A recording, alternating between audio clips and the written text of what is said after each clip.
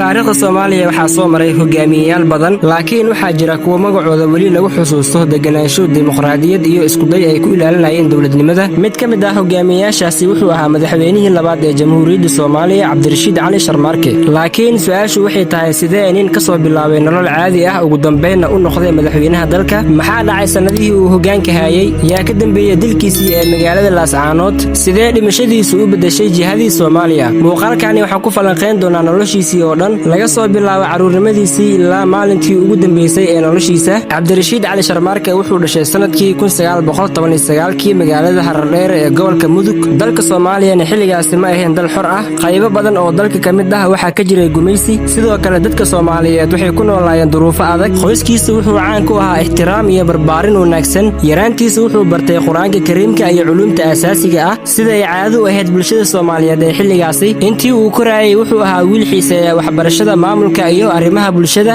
dadkii la noolaa waxay ku tilmaami jireen nin degan oo hadalkiisu miisaaman yahay markii uu dhalinyaro noqday wuxuu galay shaqooyin dawladeed isagoo ka shaqeeyay maamulka Talyaanigu ka dhisay koonfurta Soomaaliya shaqooyinkaasi waxay u sahleen inuu fahmo sida dawladda loo maamulo sida sharci loo dejiyo iyo sida hay'adaha dawladdu u shaqeeyaan khibradaasi ayaa noqotay saldhigii mustaqbalkiisa siyaasadeed dabayaaqadii afartamaadkii iyo kontomaadkii waxa xoogeysay dhaqdhaqaaqii gobonimodoonka Soomaaliyeed Cabdirashiid Cali Sharmaarke wuxuu ku biiray halgankii siyaasadeed ee lagu doonayay in Soomaaliya hesho xorriyad iyo dawlad Soomaaliyeed oo madax bannaan markii gobolada koonfureed xornimada qaateen 1960kii kadibna ay la midoobeen goboladii waqooyi waxa dhashay Jamhuuriyaddii Soomaaliya dalku wuxuu u baahnaa hogaamiyayaal leh aqoon iyo waayo aragnimo Cabdirashiid Cali Sharmaarke wuxuu ka mid noqday siyaasiyiintii ugu miisaanka culisay wax yar kadib waxaa loo magacaabay ra'iisul wasaaraha Soomaaliya taasoo ahayd bilowga marxalad cusub ee noloshiisa siyaasadeed laakiin ra'iisul wasaar noqoshadu ma ahayn dhamaadka safarkiisa waxay ahayd albaabkii u horseeday mustaqbalka inuu noqdo madaxweynaha Jamhuuriyadda Soomaaliya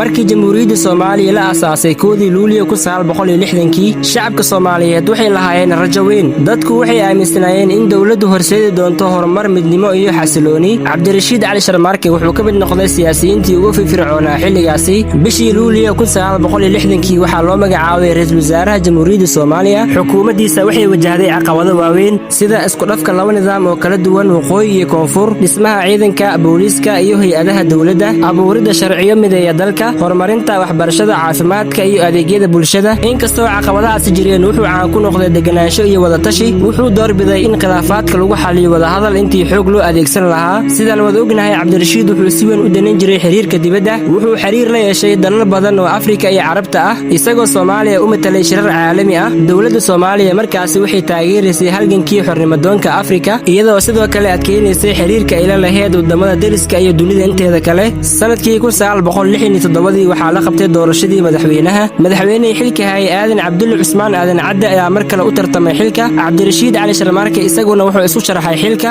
doorashaduna waxay ka dhacday baarlamaanka waxaana codbixin adag kadib guuleystay Cabdirashiid Cali Sharmaarke guushiisa waxay noqotay dhacdo muhiim ah maadaama ay ahayd isbedel awood oo ku dhacay hab dimuqraadi ah iyadoo dagaal ama afgembi dhicin Aadan Cadde wuxuu si nabad ah ugu wareejiyay xilka madaxweynaha taasoo weli loo arko mid ka mid ah dhacdooyinka ugu muhiimsan taariikhda siyaasadda Soomaaliya markii uu xilka la wareegay Cabdirashiid wuxuu balan qaaday in la xoojiyo nidaamka shacabka in la horumariyo dhaqaalaha in la dhiso hay'adaha dawladda sidoo kale in Soomaaliya sumcad wanaagsan ku yeelato caalamka laakiin rajooyinkaas oo dhan waxa baabiyay caqabado sii kordhayay waxaa bilowday murano siyaasadeed eedeemo musuqmaasuq iyo khilaafyo u dhaxeeya xisbiyada iyo siyaasiyiinta Cabdirashiid wuxuu isku dayay inuu ilaaliyo nidaamka dimuqraadiyadeed balse xaaladda dalka waxay noqotay mid sii adkaanaysa markii Cabdirashiid Cali Sharmaarke loo doortay madaxweynaha Soomaaliya 1967 dalku wuxuu weli ahaa jamhuuriyad dimuqraadi ah baarlamaanku wuu shaqeynayay maxkamaduhuna way jireen warbaahintuna xor ay ahayd marka loo eego dalal badan oo Afrika ka jiray waqtigaasi muuqaalkaasi quruxda badan gadaashiisa waxaa jiray dhacdooyin waaweyn oo maalin kasta sii xoogeysanayay mudnaanta koowaad ee madaxweynaha waxay ahayd in la adkeeyo hay'adaha dawladda wuxuuna ku celcelin jiray in dawladdu ku dhisnaato sharci isla xisaabtan iyo wada shaqayn waxaa la xoojiyay xiriirka u dhaxeeya wasaaradaha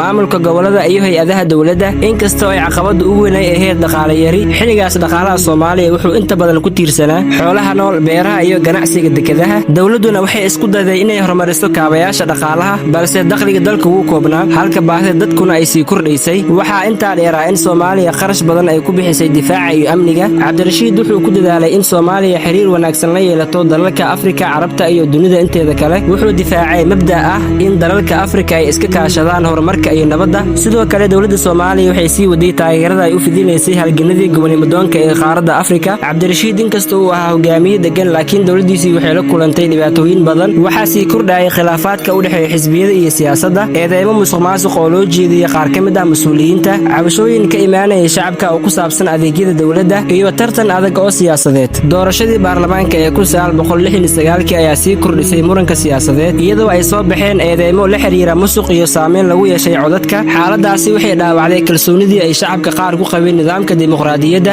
ciidamada qalabka sida waxay ahaayeen kuwa si wanaagsan u abaabulan. si kastaba ha ahaatee, saraakiil badan ayaa rumaysnaa in siyaasiyiintu ku mashquuleen khilaaf joogto ah halka ay xoogga saari lahaayeen horumarka dalka. fikradaasi ayaa markii dambe door weyn ka ciyaaray dhacdooyinkii xigay. bishii Oktoobar 1969 madaxweyne Cabdirashiid wuxuu bilaabay safaro shaqo oo ku buuqinayay gobolada dalka. ujeedadu waxay ahayd inuu la kulmo bulshada, madaxda deegaanka iyo ciidamada, isla markaana uu u kuurgalo xaaladda gobolada. mid ka mid ah safaradaasi wuxuu ku tagay magaalada Laascaanood. ma jirin cid ogeyd safarkaasi inuu noqon doono kii ugu dambeeyay ee noloshiisa. subaxdii 15 Oktoobar 1969 dhacdo lama filaan ah ayaa bedeshay taariikhda Soomaaliya. ilbiriqsi gudahood waxaa dhacdo bedeshay jihada dalka. madaxweyne Cabdirashiid Cali Sharmaarke wuxuu ku sugnaa magaalada Laascaanood, halkaas oo u tagay safar shaqo oo kula kulmayay mas'uuliyiinta gobolka, odayaasha iyo ciidamada. safarku wuxuu ekaa mid caadi ah, mana jirin digniin muujinaysa in saacado gudahood ay Soomaaliya lumin doonto madaxweynaheedii sida ay sheegayaan diiwaanada taariikhiga ah. maalintaasi madaxweynaha wuxuu waday kulamo iyo booqashooyin rasmi ah.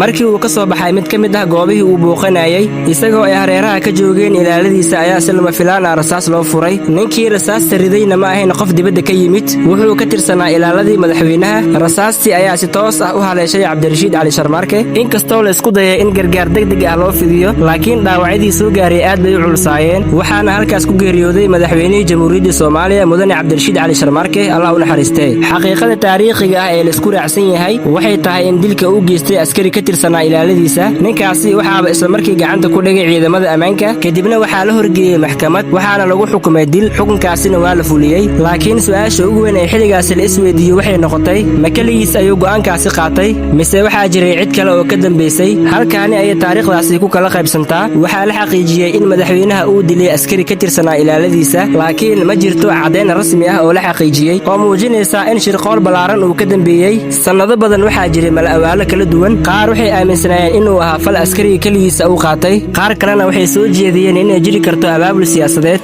balse aragtiyahaas lama helin cadeymo rasmi ah oo lagu xaqiijiyey. sidaa darteed, taariikhyahanno badan waxay ku adkaystaan in aan la soo bandhigin go'aanka madambays ah ka bixinaysa cid kale oo ka dambaysay dilka. markii warka geerida madaxweynaha la shaaciyey, dalka oo dhan waxaa ka dhacay murugo iyo jahwareer. hay-adaha dowladda waxay galeen xaalad degdeg ah. shacabka waxay isweydiinayeen yaa hogaamin doona dalka, ma sii jiri doontaa dimuqraadiyaddii Soomaaliya?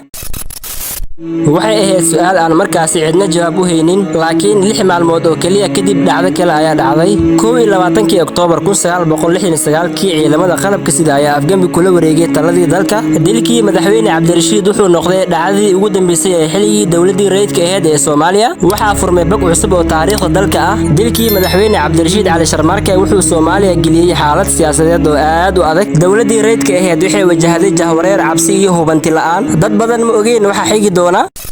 laakiin waxa dhacay 6 maalmood kadib ayaa gebi ahaanba bedeshay taariikhda Soomaaliya. waa berigii 21 Oktoobar 1969 ciidamada qalabka sida ayaa la wareegay xarumihii muhiimka ahaa ee dowladda, sida idaacaddii Radio Muqdisho, xarumo ciidan, wasaarado iyo goobihii maamulka ugu muhiimsanaa. ciidamada qalabka sida xilligaasi waxaa hogaaminayay Jaale Maxamed Siyaad Barre. afgambiga wuxuu ku dhacay si degdeg ah iyadoo aan iska caabin weyn la arkin. laakiin markii dambe ciidamada waxay ku dhawaaqeen in ay talada kala wareegeen dowladii rayidka ahayd. waxaa la kala diray baarlamaankii, dastuurkii iyo xisbiyadii siyaasadda. Soomaaliya waxay gashay marxalad cusub oo militarigu hogaaminayo. taariikhyahanno badan waxay aaminsan yihiin in dilkii Cabdirashiid uu dadejiyey afgambiga. geeridiisuna waxay abuurtay firaaq siyaasadeed, jahwareer dowladeed iyo hoggaan la'aan ku meel gaar ah. xaaladaasi ayaa sababtay in militarigu si dhaqsi ah ula wareego awoodda dalka. si kastaba ha ahaatee, waxaa muhiim ah in la fahmo in Soomaaliya xilligaasi ay horay u wajahaysay khilaaf siyaasadeed, musuqmaasuq, tartan adag oo xisbiyada dhex maray iyo kalsooni darro sii kordhaysay.